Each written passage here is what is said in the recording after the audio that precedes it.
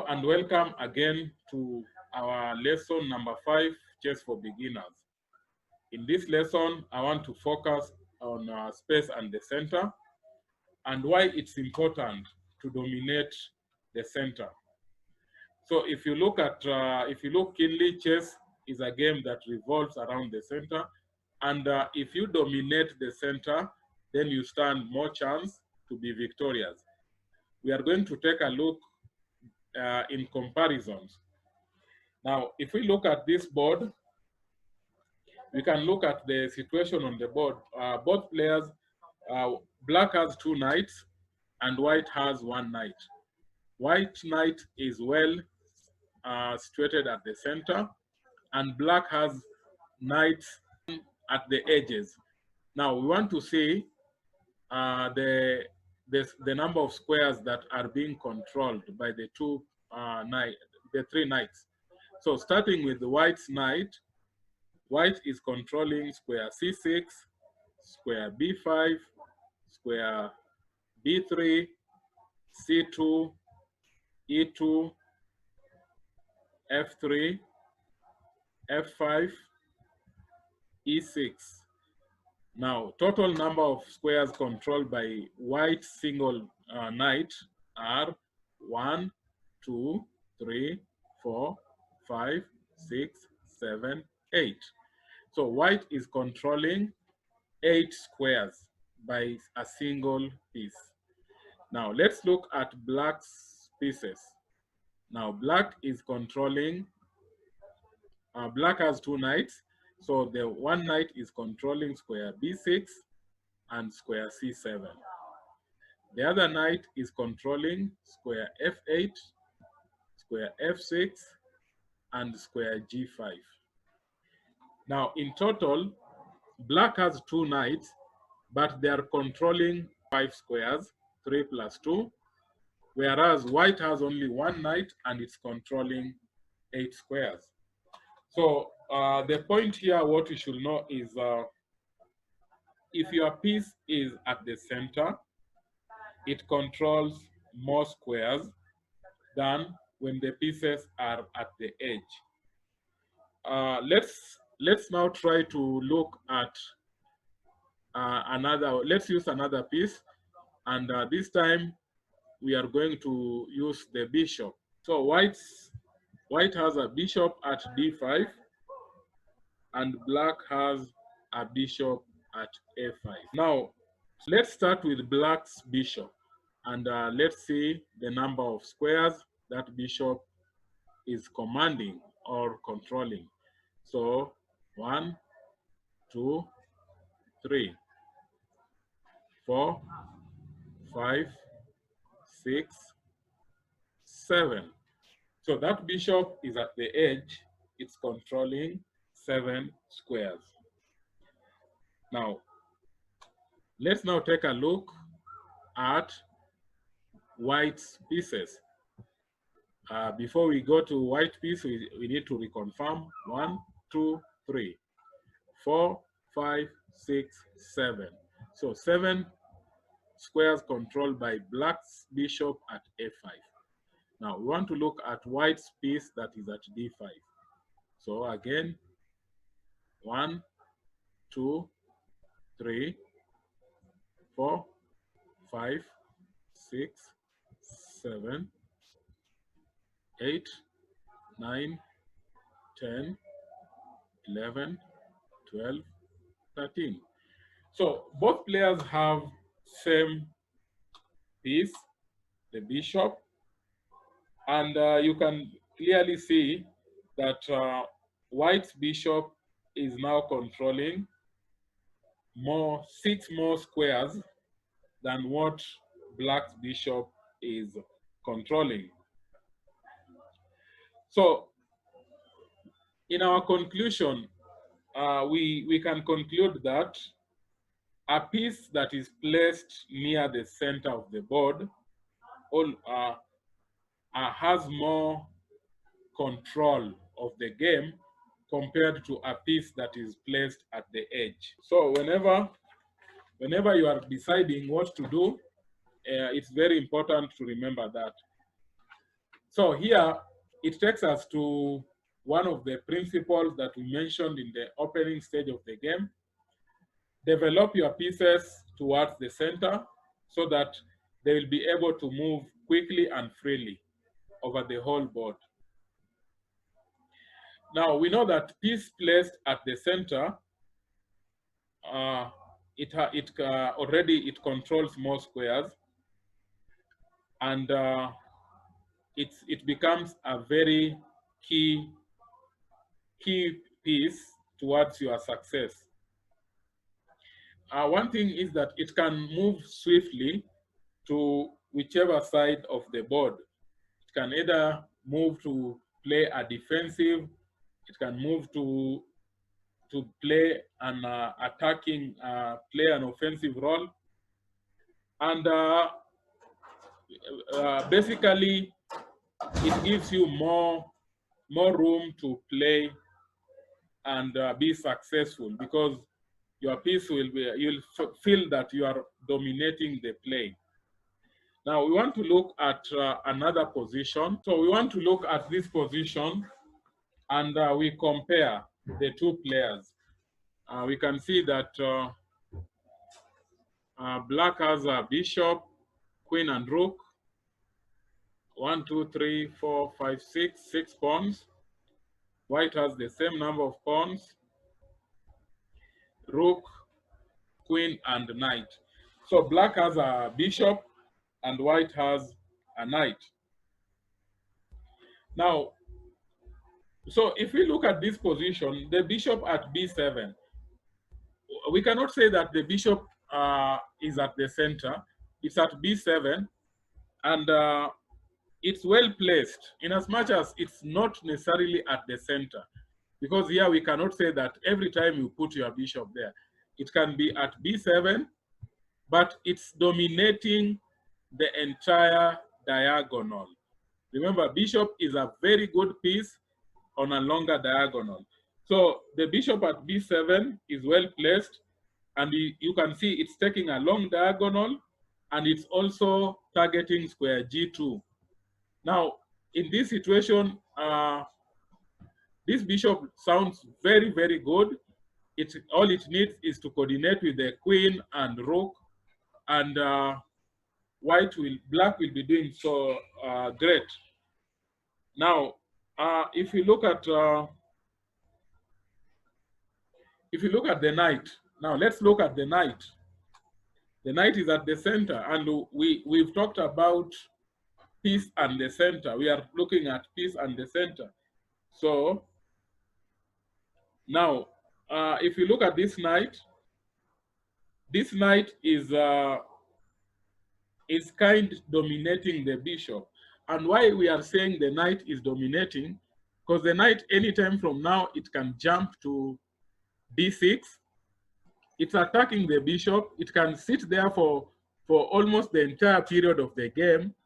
And as long as square g2 is covered by the queen, black cannot come with any great attack. Now, secondly, you'll see that the knight, when it's here, it's preventing this rook from playing. And the only square the rook can play now is probably this, or here, or here. Now, let's talk about all possible squares this rook will move to. Yeah. And you can see if the rook captures the knight, we are okay. We'll pick back and we are doing great. The rook can't come here to attack the queen. If the rook plays here, this rook is not so happy, because let's look at it. Its line is blocked. Now, the rook cannot play here. It can play here, of course, but it's kind of the board. So you'll find that this knight, it can be a very great piece if it's well kept. Of course, knight can also move to c5. And you can see this is one way of dominating the game. So what it simply means is that the knight can move to those squares, And it's not a must that if you move your knight here, then you are going to trade it off with the bishop.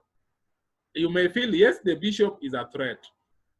But let's keenly look at it. As long as our knight is at d6, it's very hard for black to checkmate white, because for checkmate to happen, it needs the queen maybe to move here, assuming that this queen is not there, and then probably queen captures g2, and this is a checkmate. But now, if you look at how the situation is, everything, once the knight moves to d6, white will be in full control of the game. The queen cannot work together with the bishop for a checkmate, because if it comes here, you may decide to exchange it off. It can't move any other square. It can't move in any other square. And you can see that's why the knight is just dominating, because of well placed at the center. So let's now look at it again back. We want to see another way the knight can move. So the knight can also plan to play at g5. And it will be attacking h7, threatening to go for a checkmate, because queen will capture, and this is a checkmate. So you can see the knight is dominating. The knight is flexible. It can move with the idea to go to assist for a checkmate, and that is the aim of playing chess. So you can plan for checkmate. Now, for example, if the knight moves to g5, like we said earlier, black cannot play h6. h6 is a mistake because of checkmate. That's a checkmate. So what black might do, black will likely play g6. And we just want to see why that knight is so dominating. Because now, after g6 move has been played, white can switch the rook or queen to the h file. So white can easily try to bring the rook up, to bring it up to h file and plan for checkmate. Or white can just move the queen here, queen f2, planning queen h4, going for checkmate. And you can see all this is happening because of this knight. So black, of course, might try to start chasing the knight away. But now white may just think about not letting the knight fall. And now one thing also you have to see, if this knight can find maneuvers and get here, then this will be very, very hard for black to play. So you can see when a piece is towards the center, how it can be dominating.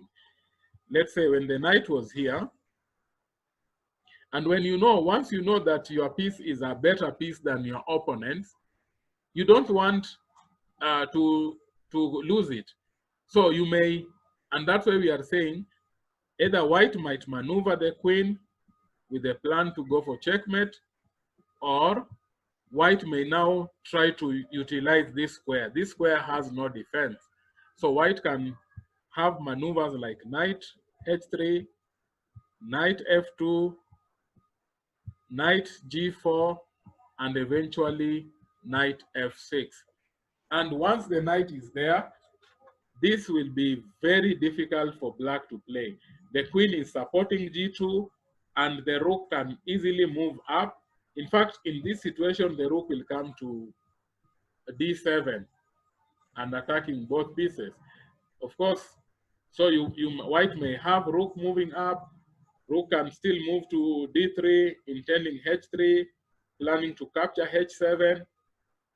But since it's a game played by both players, you may not have all this freedom. Black may be trying to get something out of it and preventing white from playing. But all in all, you can see a piece that is at the center, how effective it can be. Now, if we look at, we want to look at another position, and in this position, we will try to do comparison of pieces. You may have same number of pieces, but you are not dominating the game, and in the end, you lose it. So we want to look at another comparison. So this is the position. White is a pawn down. So white is a pawn down, and this is the position. So we want to compare the knights. One knight is at b7, that is black's knight, and white's knight is at e5. So if you look at this position, this knight is dominating. It goes without say, as we've said it before. White's knight is dominating, and in this situation, what white did, this was from a real game situation, and what white did, white captured at f7. And we want to see, this is a sacrifice, because you give a knight which is worth 3 points going, and it's dominating, but you are going and capture at f7. So someone seeing the position for the first time will feel, but why are you doing that when you have a knight that is dominating? The point is, this king looks a bit exposed. This king has no defense. And with this king being exposed, white wants to utilize the rook and the queen. These are major forces to go and see whether checkmate can occur. Because you can see black's queen is at a3, maybe not being matched. The rook at a8 not being matched. The knight is not dominating, is not supporting black effectively. The bishop is doing nothing. The rook is doing nothing. So once you evaluate and realize that your opponent has forces, yes, but they are not attacking and they are also not defending per se. So here white decided to sacrifice to expose the king. So knight takes pawn, king takes f7, queen f5. Now, when you are a piece down, like in this situation, you must know what you want. Because if, let's say, you sacrifice and then you don't know the continuation, then you may end up losing it. So queen f5 check, king g7, queen e5 check. Now, it's very important. This check is very important because it's taking care of this pawn. Remember, white could have been worried about losing this pawn with check. This black queen captures with check. But now with queen e5, the king has to stay closer to the rook. Otherwise, the rook is falling. So queen e5 check, king g8, rook takes h4. You can see it's just over. Now the rook takes back the pawn. White's pieces are all gearing for a checkmate. Black can do nothing but just to look as pieces are being captured and new forces introduced. So d6, queen g3 check, and you can see the lines. That was why white had sacrificed the knight, to open lines for the major pieces. King f7, rook f4 check. You can see now checkmate is close. King e8, queen g7. Now you can see what's happening. The queen is attacking this rook. This rook has nowhere to go. And if the rook moves by any chance, there is a threat of checkmate. So at this point, black resigned. So this has, we were looking today at space and the center. And you could see clearly that for you to win in chess, you need to consider dominating the center. When pieces move towards the center, they have more control of the game, and you stand more chances of winning the game. This has been FM Steve taking you through chess for beginners, and it has been our lesson number 5. We try to develop your chess, and we shall now be looking at lesson number 6, still working with the opening principle of the game. See you next time. Don't forget to like, subscribe, and share. Thank you very much. Stay tuned for our next lesson.